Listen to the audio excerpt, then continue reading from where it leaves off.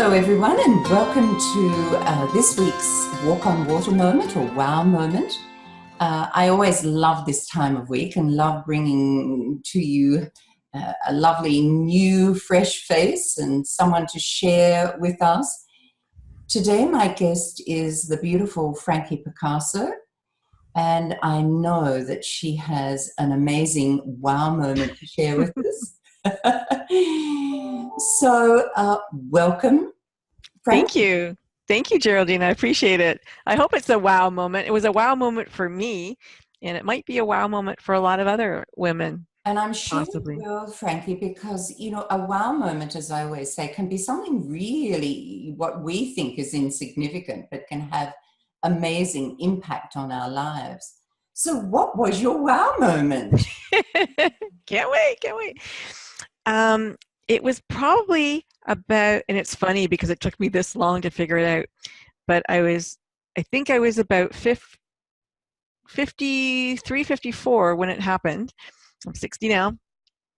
And I realized every time I had to go, and as a coach, I talk about underlying automatic commitments, and I know all about them, and I hadn't really thought about my own.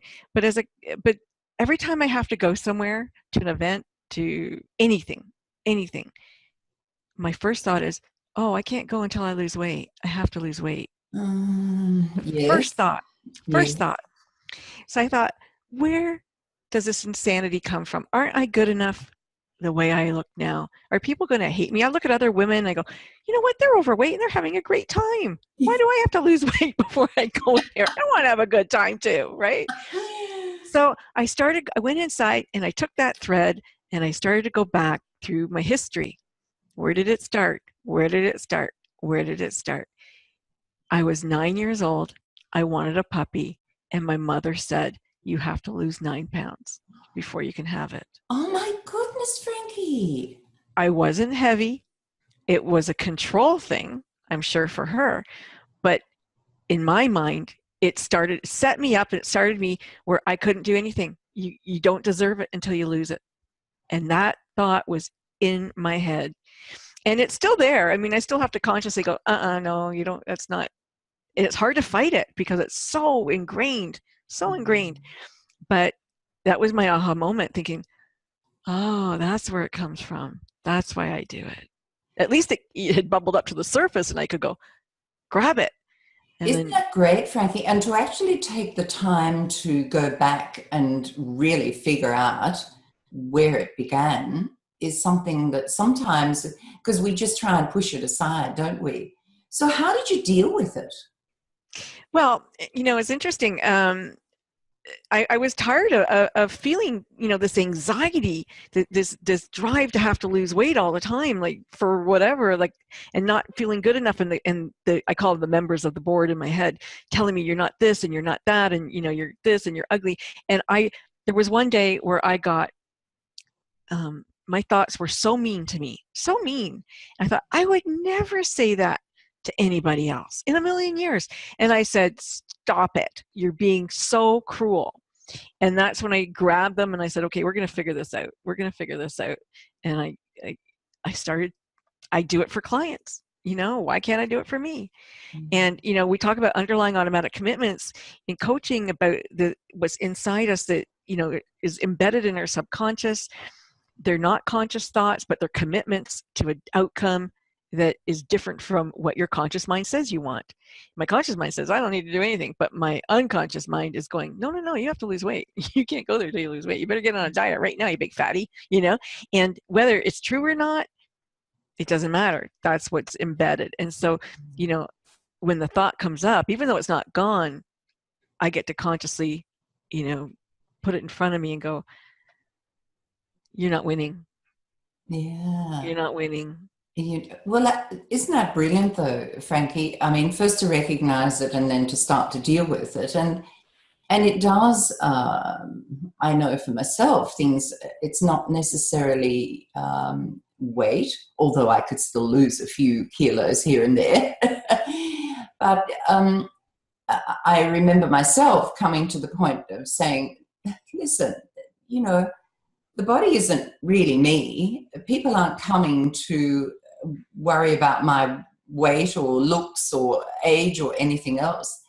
They're just coming to hear me or to be with me. And yeah. Well, and then you're right, because for many years people said, Frankie, you should go on TV, you should be on TV. And I go, I can't be on TV. I don't want people looking at me. They're going to stare at me. I don't want them to see me. And then this January, I said, I don't care.